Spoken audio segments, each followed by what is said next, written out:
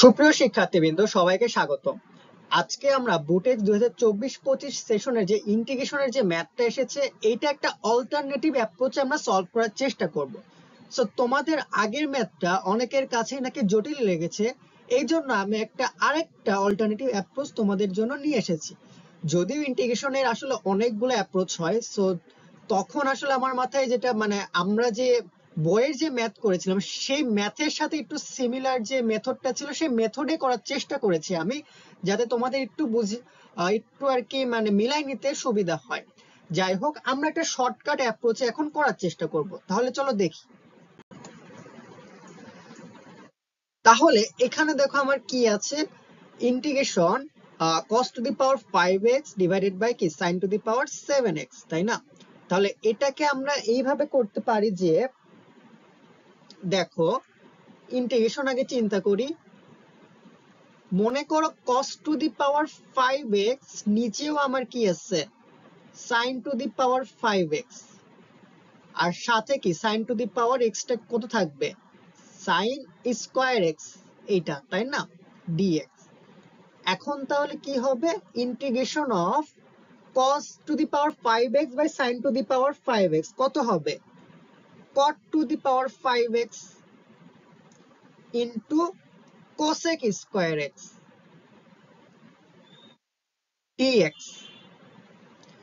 So এইখানে আমরা কি পেলাম, cot to the power 5x into cosec square x। আচ্ছা, আমরা একটু পরবর্তী পেজে যদি যাই, সো আমরা পেয়েছি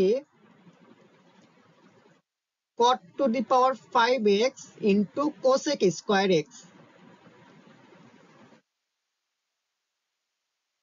এখানে আমরা যদি ধরে নেই যে, ধরি সাবস্টিটিউশন মেথডে আমরা করার চেষ্টা করব, বাট আরেকটা সহজ সাবস্টিটিউশন। ধরি আমরা t equal to cot x, তাহলে আমরা এটাকে ডিফারেন্সিয়েট করলে কি পাবো, dt equal to minus cosec square x dx।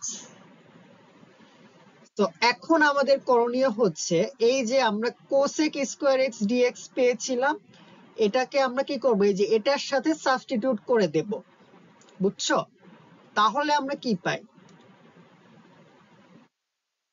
তাহলে আমরা পাই হচ্ছে t to the power 5x, sorry, t to the power 5 dt, আর সাথে কি একটা মাইনাস সাইন থাকবে।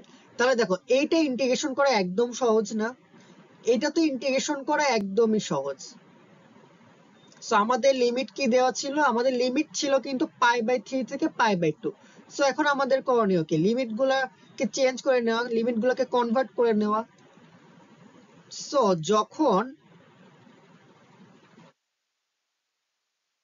যখন আমার লিমিট π/3 ছিল x এর ভেরিয়েবলে, তাহলে t এর ভেরিয়েবলে কত হবে,